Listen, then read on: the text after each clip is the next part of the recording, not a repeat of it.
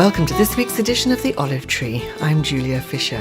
Come with me to Jerusalem, to a house overlooking Mount Zion, where a man called Marcel Rebiai lives with his wife and family and a community of Christians.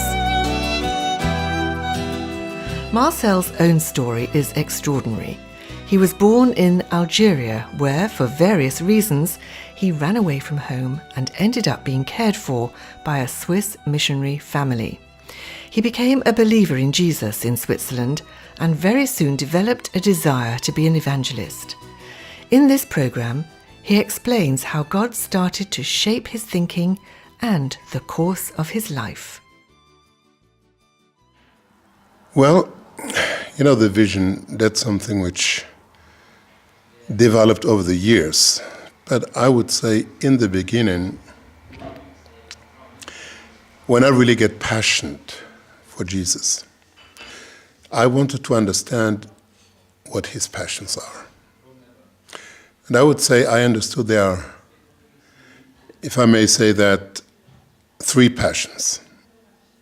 One is the world, that everybody should hear, that he came to give his life, that we may saved, just to bring the gospel out. That Jesus is the one who brings us back to the Father. That's one of his passion. The second passion I understood is to invest in his bride, in his body, as much as we can to prepare them and to help them really to have a passion for the return of Jesus. A bride which is waiting for him to come back, because that's what he said. I'm going to prepare for you the place and going to come back. And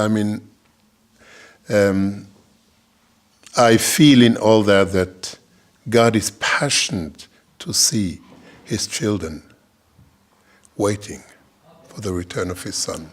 And the third passion I understood in reading the Word of God is actually the restoration of the Jewish people to his heart. Because when we read Ezekiel 36, where God says about the Jewish people, yes, it's true. You have turned your back on me. You have profaned my name wherever you came. But for my name's sake, he said, I'm going to bring you back. I'm going to restore you. I'm going to forgive you. That the nation, the world will know that I am God. It means that I'm a God who does not make empty promises. When I realized that the coming back of the Jewish people and the restoration of this nation to her calling to be a light to the nation, and this can only be through the Messiah, through Yeshua, there's for me no doubt, that this has to do with the honor of God. And I realized I have to be involved, there's no doubt, because I love him. I want to see his honor and glory restored, and the restoration of this people. It's an important part of it.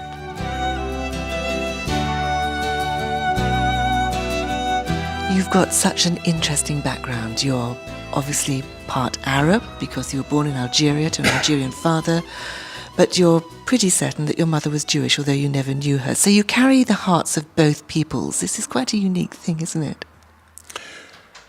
Well, I think that's a complicated thing. That's true. I have to say complicated because, to be honest, there are so many things which are not known about my life. For instance, being born in Algeria, people would tell me that I'm not Arab, but Berber, because 80% of the Algerians are Berbers. And even if you go into Wikipedia? So if you go into that, then you will read about the tribe, obviously a I'm come from. It's called the Shawi tribe. This tribe actually, you can read there, converted in the 8th century as a whole tribe to Judaism. And so they were under the queen Kehina. And so they were Jews until the Muslim came and actually forced them to become Muslims. So there are many stories. And to me, yes, my father was an Algerian, most probably Berber, maybe Arab, I don't know. And then I was told, because the city I was born, Tebessa, was a city with a very, very large Jewish community. And I was told that my mother came from a Jewish family because of her name. It's a Jewish name from that area. It could be. I have only to say this all could be, but I never really went into searching and all that, simply because my identity, it's not primary, being a Berber, an Arab, a Jew, whatever.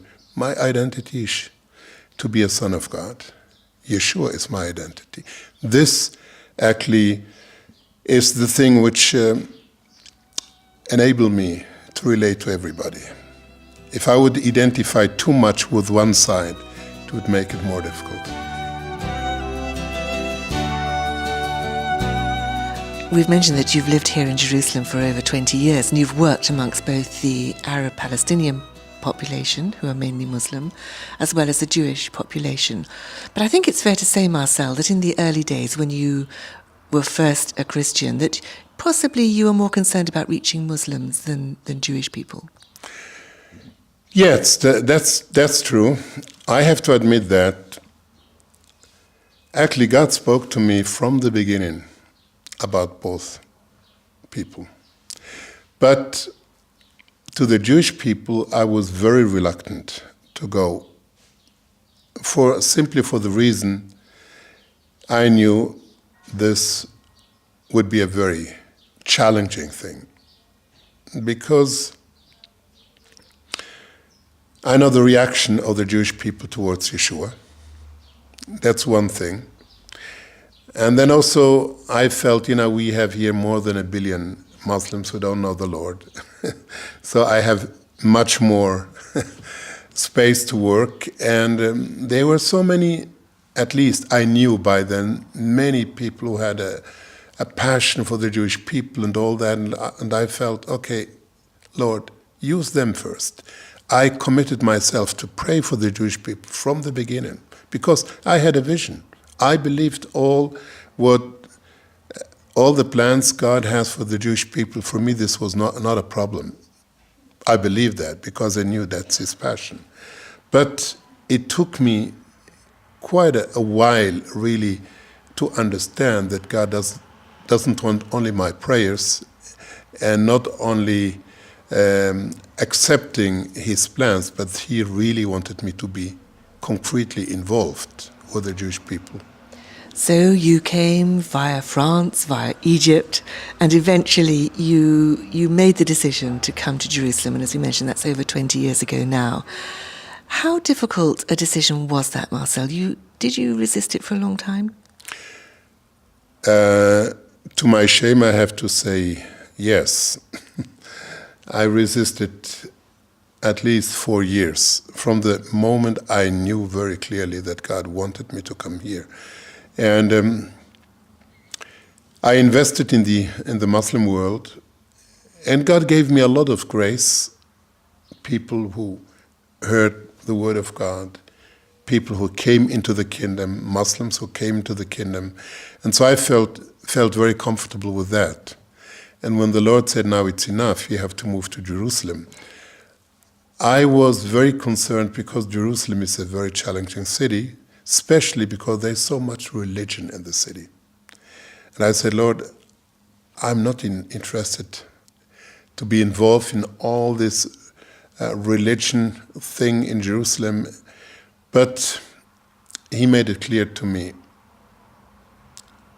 it's not up to me actually to decide. And one day, I can only say he spoke in a way to me that I had no arguments. He said, now it's time. Take everything you have. Go to the city. And I did. And I have to say it was and it's still my biggest challenge, to live and to work and to love what God is doing here among the Jewish people and also among the Muslims. But at the same time, I have also to say, I have seen the heart of God for his people, how he is so aching to see them, to have their eyes open. And I see that more and more from the Jewish people really are starting to discover Yeshua. And also the Muslims here in Jerusalem. We work with a lot of different ways with them. A lot of what we do is our parties. We organize parties on the Israeli side, connected with the Jewish feasts, with the biblical feasts. On the Muslim side, connected with the Christian feasts. And the people, they are so hungry. That's why what we discover more and more, they are really hungry for God on both sides. Marcel Rebiai sharing his story, and we'll hear more from Marcel on next week's programme. You're listening to The Olive Tree with me, Julia Fisher. The Olive Tree Reconciliation Fund is a Christian charity based in the UK that supports the needs of both Jewish believers and Arab Christians living in Israel and the wider Middle East. If you'd like to know more about our work and receive our free bi-monthly newsletter, please either visit our website, olivetreefund.org, or write to me, Julia Fisher, at the Olive Tree Reconciliation Fund, PO Box 850, Horsham, RH12 9GA in the UK. Join me at the same time next week for another story from the Olive Tree. Until then, goodbye.